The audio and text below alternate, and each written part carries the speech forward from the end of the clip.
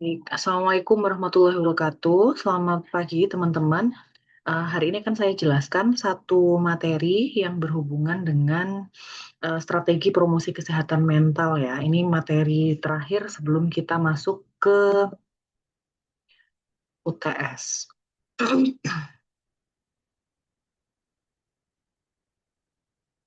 Oke. Oke, strategi promosi kesehatan mental sendiri nanti akan ada dari beberapa referensi gitu ya. Yang referensi pertama ini akan dijelaskan dulu dari WHO.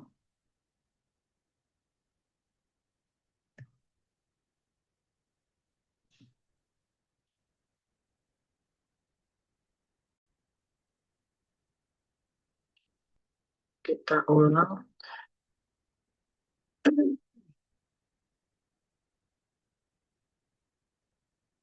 Nah, seperti yang kemarin sudah dijelaskan gitu ya, promosi kesehatan mental itu yang menjadi target apa sesuai dengan yang ditargetkan teman-teman gitu ya. Jadi tujuannya kan pasti untuk tadi entah itu mensosialisasikan gitu ya, meningkatkan kesejahteraan psikologisnya mereka atau menurunkan potensi masalah atau hal-hal yang sebenarnya sudah rentan sebagai masalah di mereka gitu ya. Sehingga maka baik individu atau kelompoknya harus mampu mengidentifikasi gitu ya atau juga mungkin me- mewujudkan aspirasi, memenuhi kebutuhan dan juga mungkin mengubah atau menghadapi permasalahan di lingkungannya. Oke. Ada tiga aspek gitu ya yang dianggap penting oleh WHO. Yang pertama adalah advocacy, kemudian social support, dan empowerment. Nah, kalau di advocacy sendiri, ini maka arahnya adalah memberikan bantuan ke masyarakatnya atau ke komunitasnya dengan cara membuat keputusan dan penentuan kebijakan gitu. Jadi mungkin membantu arahnya nantinya gitu ya. Katakanlah mereka masih bingung terkait dengan permasalahan ini harus seperti apa yang harus mereka lakukan. Mungkin juga dari kegiatan kalian nanti bisa sampai ke mengarah ke mempengaruhi terkait juga dengan penentuan kebijakan gitu ya. Kalau di kita kemungkinan akan lebih banyak di sektor kesehatan dan sosial gitu. Lalu kemudian itu kalau dari sisi advokasinya, kemudian yang kedua adalah social supportnya.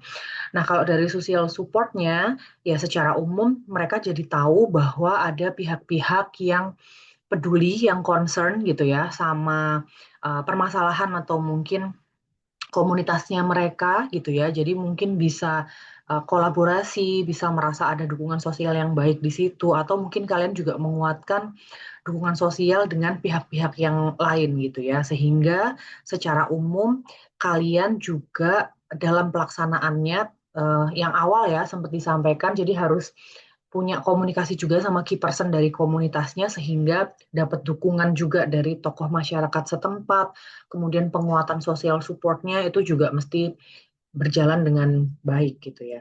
Lalu kemudian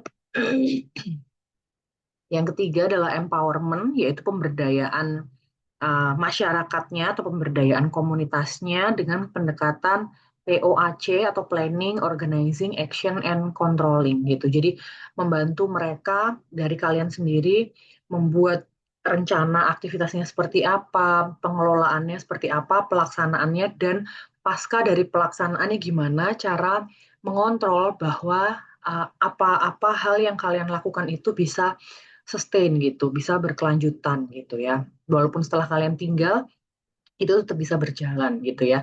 Sehingga mereka punya kemampuan untuk tadi meningkatkan aspek kesehatannya, baik secara aspek psikologisnya, mungkin fisiknya, dan juga sosialnya.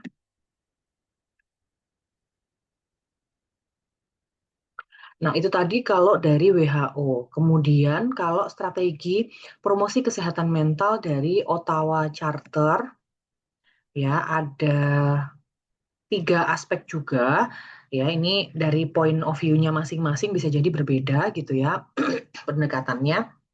Yang pertama sama ada advocate, jadi promosi kesehatannya terutama kesehatan mental gitu ya yang akan kita lakukan tujuannya adalah untuk tadi kesejahteraan fisik, mental, dan sosialnya melalui advokasi, melalui sosialisasi, atau mungkin membantu mereka untuk tadi hal-hal yang berhubungan dengan pengambilan kebijakan dan lain sebagainya gitu ya, atau dihubungkan ke pihak-pihak entah itu lembaga pemerintah atau lembaga swasta yang memungkinkan mereka untuk bisa punya akses yang lebih baik gitu. Lalu kemudian enable, kalau di enable sendiri tujuannya adalah mengurangi perbedaan status gitu ya, equity. Jadi mengurangi gap gitu ya. Jadi agar kesempatan mereka punya peluang dan kesempatan yang sama gitu ya untuk mencapai potensi kesehatan sepenuhnya gitu. Baik dari lingkungannya dibuat yang mendukung gitu. Kemudian mungkin keterampilan-keterampilannya untuk bisa bertahan hidup gitu ya. Lalu juga mungkin kesempatan gitu ya dan lain sebagainya. Nah, kemudian yang terakhir adalah mediate.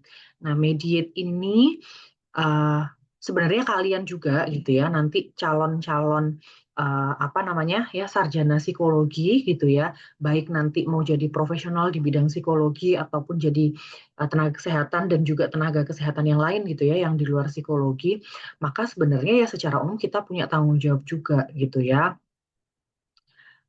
ketika misalnya ada permasalahan-permasalahan yang berhubungan dengan kesehatan gitu ya yang mungkin berbeda-beda juga kebutuhan setiap orang di apa masyarakat atau di komunitas tersebut gitu ya sehingga dengan strategi atau program promosi kesehatan yang kalian buat gitu ya harusnya disesuaikan dengan tadi kebutuhan dan kondisi lokalnya mereka atau kapasitas atau sumber daya yang sudah mereka miliki dengan tadi mempertimbangkan aspek sosialnya, aspek budayanya, dan sistem ekonominya mereka. Jadi makanya secara umum di saat proses need assessment awal tidak hanya mengidentifikasi masalahnya, tapi sumber daya apa yang mereka miliki, value apa yang sudah ada di mereka, sosial budayanya mereka seperti apa, sehingga aktivitas yang kita lakukan itu tidak 180 derajat berbeda gitu ya dengan mereka. Makanya juga menghormati juga value-value lokalnya mereka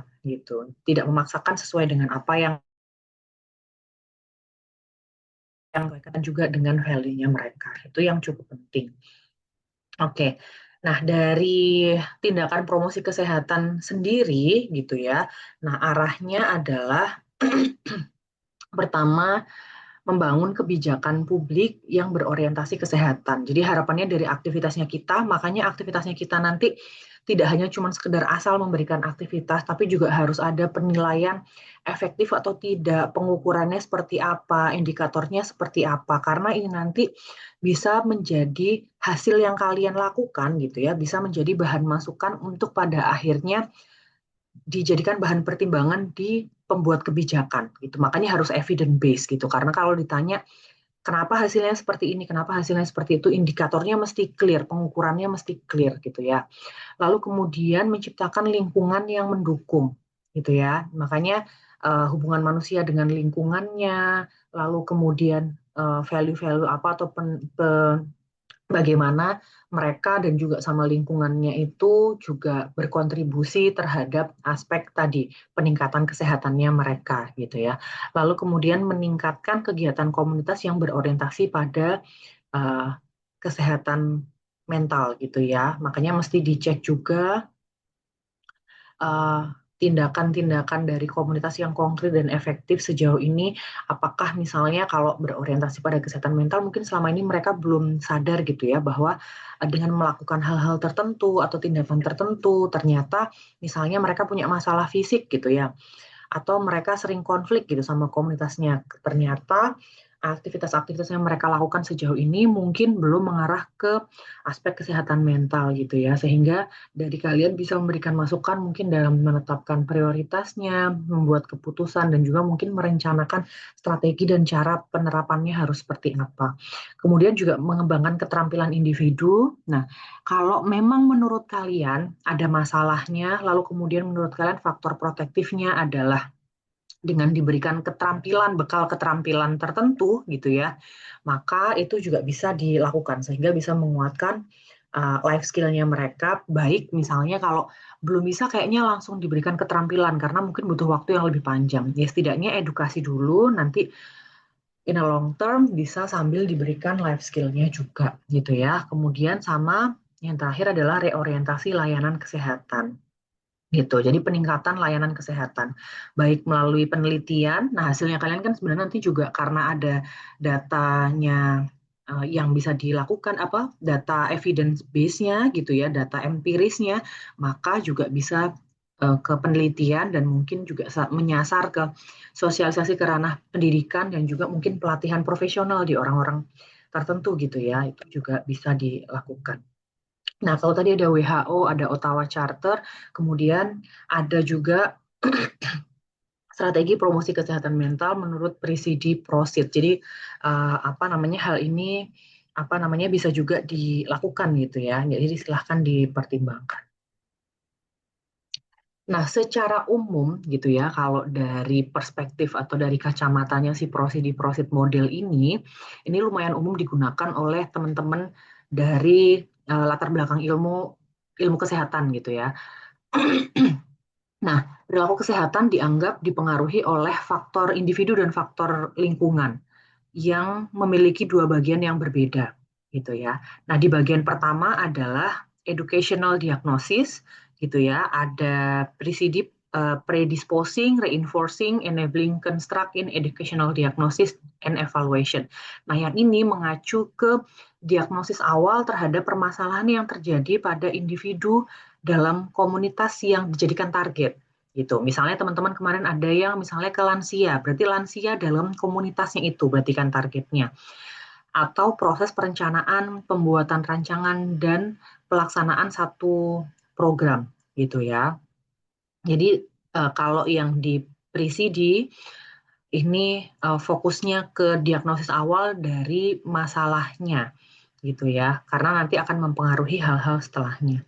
Kemudian yang kedua adalah ecological diagnosis di prositnya. Nah, itu policy, regulatory, organizational construct in educational and environmental development. Kalau ini acuannya adalah pada perluasan promosi edukasi kesehatan yang mencakup kebijakan, peraturan, dan faktor lingkungan terkait hal-hal yang menentukan perilaku dan kesadaran mereka terhadap kesehatan. Jadi faktor-faktor di luar dari masalahnya yang mungkin nanti akan mempengaruhi kesehatan mereka atau mempengaruhi kondisinya mereka atau memandu pelaksanaan dan evaluasi program gitu ya arahnya. Kalau yang di awal untuk identifikasi masalahnya sampai ke merencanakan sampai merancang programnya, yang berikutnya adalah terkait dengan hal-hal apa saja sih di luar dari masalahnya, mungkin kebijakan yang sudah ada, peraturannya, atau faktor-faktor lingkungan terkait, yang mungkin itu nanti juga mempengaruhi ke aspek pertamanya gitu ya, atau bagian pertamanya gitu, sehingga nanti mungkin bisa apa namanya dilibatkan juga atau di embed gitu ya, dimasukkan terkait untuk pelaksanaannya dan juga mungkin lebih ke evaluasi programnya. Oke, yang di oh sorry, yang di presidi ini ya didasarkan pada premis bahwa uh, sama halnya seperti diagnosis medis gitu ya, uh, yang mendahului rencana perawatan, educational diagnosis sangat penting sebelum mengembangkan dan menerapkan rencana intervensi. Jadi sebelum kalian menentukan rencana promosi kesehatan mental kalian, maka hal-hal yang perlu kalian ketahui adalah faktor predisposisinya dulu. Jadi pengetahuan mereka seperti apa, sikapnya, beliefnya, atau personal preference-nya mereka, value-nya mereka, keterampilan apa yang mereka miliki, self efficacy-nya mereka terhadap uh, target perilaku yang kalian targetkan untuk perilaku yang kalian targetkan untuk berubah misalnya gitu ya. Jadi faktor predisposisinya apa yang sudah ada di mereka gitu ya. Ini bisa jadi bahan pertimbangan. Lalu kemudian reinforcing faktor. Jadi faktor yang kemudian bisa membantu menguatkan atau meningkatkan potensi perubahan perilakunya gitu ya. Misalnya apakah social supportnya, apakah economic reward gitu ya, apakah ada perlu perubahan point of view dari norma sosialnya gitu. Jadi kita lihat hal-hal apa sih sebenarnya yang bisa menguatkan atau meningkatkan potensi perubahan perilakunya gitu. Kalau tadi faktor predisposisi apa yang sudah ada di mereka gitu ya, yang berpotensi akan berpengaruh terhadap perubahan perilaku yang kalian targetkan. Kemudian enabling faktor ya, nah ini adalah faktor dari keterampilan atau kondisi fisik gitu ya. Misalnya hal-hal yang sudah ada, katakanlah secara fisik atau secara keterampilan, ketersediaan ataupun akses terhadap sumber daya atau layanan yang kemudian bisa memfasilitasi ketercapaian dari perubahan perilakunya. Oh, misalnya kalian mau kemudian misalnya mengarahkan mereka kalau misalnya ada masalah ya sudah ke puskesmas atau dan lain sebagainya. Nah, artinya mereka tahu bahwa ada hal-hal yang sebenarnya bisa mereka akses. Oh, misalnya tahu mereka ada apa namanya layanan kesehatan yang dapat diakses, aksesnya seperti apa, tersedia atau enggak, fasilitasnya memadai atau enggak gitu ya. Jadi kalian juga mesti mencari informasi terkait dengan hal itu sehingga sebenarnya harapannya juga mengidentifikasi apa ya fasilitas-fasilitas apa yang sebenarnya sudah tersedia sehingga kalian bisa mengarahkan ke sana gitu ya biar lebih sustain gitu. Oke, tadi prosidinya jadi faktor-faktor apa aja yang perlu kita nilai dulu gitu ya sebelum kemudian melakukan apa promosi kesehatan mentalnya. Nah, kalau di prosid yang di Prosit sendiri ini adalah framework ya, kerangka kerja yang mempertimbangkan tumbuhnya pengakuan perluasan edukasi kesehatan dengan melibatkan kebijakan, peraturan dan faktor lingkungan. Contohnya misalnya perilaku merokok atau konsumsi alkohol berlebih mengalami peningkatan dan membuat resisten untuk berubah. Dan perilaku ini juga dipengaruhi oleh beberapa faktor, misalnya media, aspek ya politik misalnya kepentingan bisnis gitu ya misalnya dari apa produsennya misalnya nah itu kan di luar dari kendali si individu yang kalian jadikan apa populasi sasaran misalnya. Nah, oleh karena itu, ecological diagnosis ini tujuannya untuk mengidentifikasi dan mempengaruhi faktor penentu lingkungan dan sosial dari perilaku kesehatan tersebut. Misalnya, ya berarti harus tahu medianya. Apakah kalian kemudian nanti di manfaat praktisnya gitu ya, ada saran-saran terhadap media atau mungkin saran-saran terhadap pemerintah atau misalnya pihak-pihak terkait gitu ya yang secara lingkungannya kalau itu nanti hasil masukan kalian diarahkan atau misalnya kalian terapkan, nah itu juga bisa membantu proses peningkatan kesehatan mentalnya mereka, gitu ya. Nah, di PCD Proceed Planning Model ini, gitu ya, di tahap ada tahapannya gitu ya di tahapan presidinya awal gitu ya ketika melakukan educational diagnosisnya dulu. Nah, awal kita adalah melakukan social diagnosis gitu. Nah, di sini nanti yang akan kalian lakukan semacam need assessment gitu ya. Kalian identifikasi dan evaluasi masalah sosial yang mempengaruhi kualitas hidup populasi targetnya kalian atau komunitasnya kalian. Ya tadi ya, kekuatannya, kelemahannya, sumber daya, dan lain sebagainya. Boleh pakai FGD, boleh pakai survei, boleh pakai wawancara gitu ya. Nah ini nanti yang kalian lakukan seperti di proses need assessment, nah untuk sosial diagnosisnya. Kemudian di tahap kedua adalah epidemiologi, behavior, and environment diagnosis.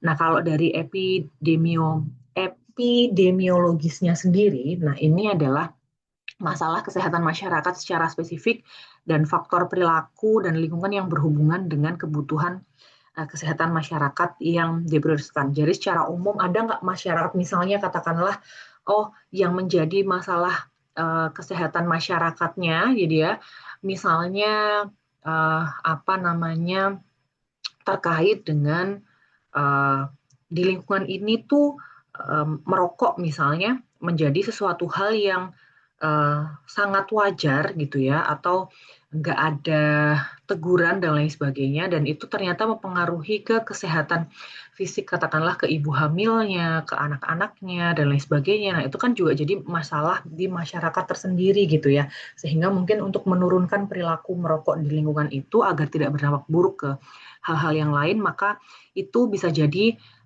diagnosis untuk epidemiologisnya misalnya. Lalu kemudian behaviornya, analisis tingkah laku yang berhubungan dengan tujuan atau masalah yang diidentifikasi. Nah, misalnya perilaku apanya? Oh, ternyata perilaku merokoknya gitu ya, misalnya secara spesifik. Atau perilakunya sebenarnya orang-orang ini banyak konsumsi merokok tuh sebenarnya karena mereka semacam iseng aja gitu. Atau misalnya karena apa? Nah, jadi dari aspek perilakunya apa nih sebenarnya? Gitu. Lalu kemudian environment-nya. Nah, kalau ini analisis paralel dari faktor sosial dan lingkungan fisik selain tindakan spesifik. Misalnya dari lingkungannya nggak pernah ada area-area yang misalnya kayak no smoking area atau apa gitu. Misalnya kayak nggak ada hal-hal yang seperti itu. Nah, ini bisa jadi juga environment diagnosisnya. Lalu kemudian setelah yang kedua gitu ya, kemudian yang ketiga adalah educational and ecological diagnosis. Ya, setelah mengidentifikasi tadi faktor di tahapan sebelumnya dan intervensi kalau memang sudah ada gitu ya. Selama ini sudah ada belum intervensi yang sudah pernah dilakukan misalnya. Nah, maka kalian juga dapat memilih faktor yang jika dimodifikasi akan berpotensi menghasilkan perubahan perilaku yang optimal. Tadi, berarti kalian mulai ngecek juga predisposing faktornya, reinforcing, enabling faktornya. Tadi ya, tiga tadi ini juga kalian analisis di sini. Lalu kemudian tahap empatnya adalah administrative and policy diagnosis. Nah, di tahap ini fokus pada masalah administrasi dan organisasi yang harus ditangani sebelum implementasi program. Misalnya, menilai kemampuan sumber daya, pengembangan dan alokasi anggaran yang misalnya kalian miliki atau misalnya dari pihak komunitasnya, melihat hambatan organisasi atau hambatan komunitasnya, koordinasi program dengan departemen lain. Kalau misalnya kegiatan kalian bisa dikoordinasikan dengan aktivitas lain misalnya. Itu ya, baik organisasi internalnya mereka, komunitasnya, ataupun di eksternal gitu ya. Ini bisa dilakukan. Nah, hal-hal ini kalian lakukan ketika need assessment gitu ya. Jadi data apa saja yang kalian butuhkan ini di sini, di tahapan pre-CD. Nah, ketika sudah mulai tahu gitu ya masalahnya apa, faktor-faktor tadi yang terlibat dan lain sebagainya, kalian mulai merancang di prosidi juga pada akhirnya akan menentukan kalian sudah melakukan rancangan program. Nah, lalu kemudian kalian di prosid ini adalah kalian implementasi. Jadi setelah tadi keempat, kalian kelima adalah implementasi program, gitu ya. Kemudian baru setelah implementasi kalian akan evaluasi gitu ya. Apakah program yang kalian lakukan sudah sesuai dengan rencana kalian?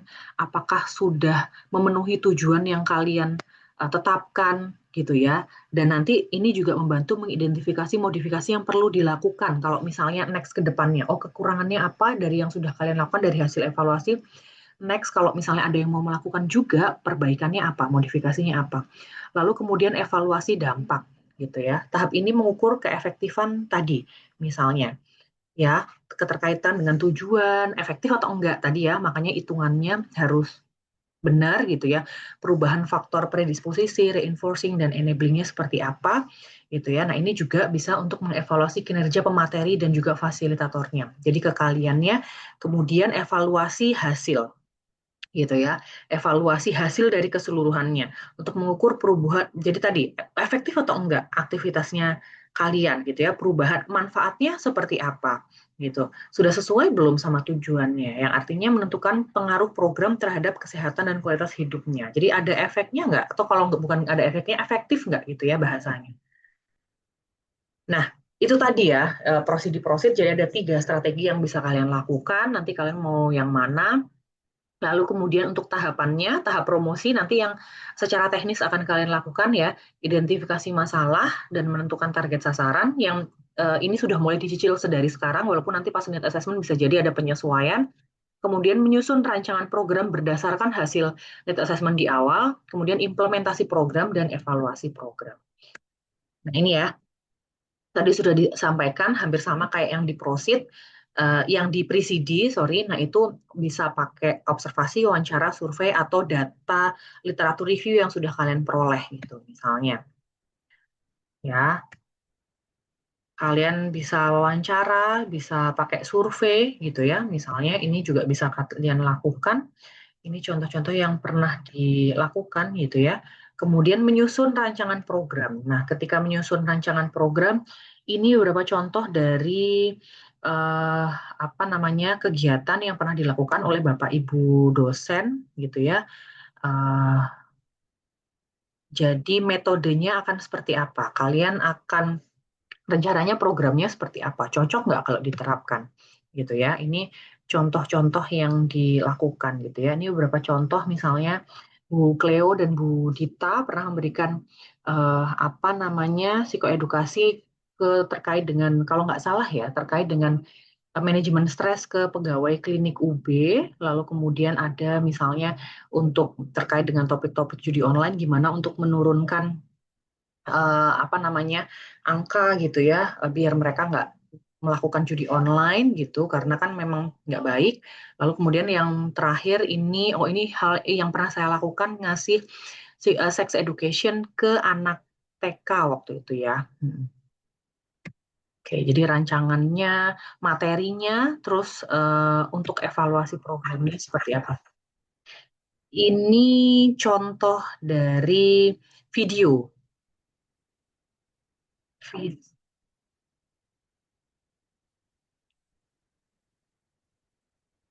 Nah, video ini waktu itu ini salah satu kegiatan Ibu Dita dan Bu Cleo gitu ya, pengmasnya mereka, pengabdian kepada masyarakatnya mereka, ke TK juga.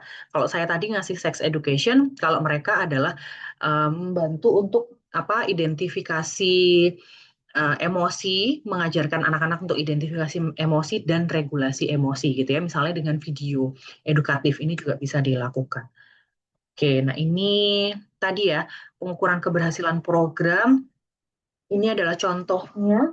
Misalnya, kalau di saya waktu itu karena anak-anak TK, kalau bentuknya kuesioner jelas sulit dilakukan, maka waktu itu adalah diberikan gambar, kemudian pretestnya pertanyaannya adalah berikut ini terdapat gambar gitu ya tubuh pribadi yang cewek-cewek sendiri, cowok-cowok sendiri, kemudian ada 8 bagian. Tadi ya bagian tubuh mana yang tidak boleh disentuh oleh sembarangan orang yang baru dikenal misalnya atau oleh sembarangan orang gitu ya. Nah, itu bagian tubuh mana saja. Di pretest sebelum dikasih kegiatan diberikan eh, mereka diminta untuk menentukan, kemudian saat post test mereka diminta untuk menentukan juga gitu ya. Setelah dikasih edukasi, waktu edukasinya adalah eh, dikasih cerita, jadi cerita interaktif. Jadi kakak fasilitatornya ngasih cerita dalam buku gitu ya, buku buku bergambar gitu. Lalu kemudian dikasih poster juga lalu kemudian diukur setelahnya mereka seperti apa dan hasilnya efektif gitu ya. Lalu kemudian ini adalah contoh dari yang Budita kalau nggak salah ya. Budita waktu itu memberikan materi terkait dengan cara regulasi emosi ke anak-anak TK juga gitu ya. Nah ini beberapa pertanyaannya. Jadi sama dikasihnya di pretest sebelum dikasih aktivitasnya kemudian di post test gitu ya. Kemudian dibanding. Ini Oh oke, ini juga sepertinya timnya Budita gitu ya yang pernah bikin terkait dengan beberapa kegiatan Pengmas gitu ya. Apakah bentuknya, jadi sangat disesuaikan ke siapa nih, ke anak TK, ke anak SMP. Nah kemungkinan akan seperti apa ya. Dipastikan juga apa toolsnya ya. Jadi nggak hanya rancangan programnya, tapi juga tools untuk mengukur variabel yang kalian mau ubah yang jadi sasarannya. Kemudian implementasi programnya, nah ini yang kemarin ya saya ceritakan kita satu tim ke satu TK, ya yang Bu Cleo waktu itu melakukan seminar ya, yang tadi ke klinik UB itu, kemudian evaluasi program. Nah ya evaluasi programnya, ya ini hasilnya dicek gitu ya, dihitung apa pre-postnya gitu ya dibandingkan dan kemudian harapannya ya sampai publikasi jurnal gitu ya kalau aktivitas ini benar-benar ada datanya sehingga bisa menjadi bahan masukan. Kalau di kalian nanti ya kalau memang oke boleh dijadikan untuk dimasukin ke jurnal juga nggak apa-apa gitu ya. Oke, mungkin itu saja ya materi yang bisa saya sampaikan hari ini. Nanti silahkan disimak materinya, lalu kemudian juga dikerjakan soal-soal yang jadi evaluasinya untuk pengganti presensinya. Baik, saya akhiri. Terima kasih banyak. Wassalamualaikum warahmatullahi wabarakatuh.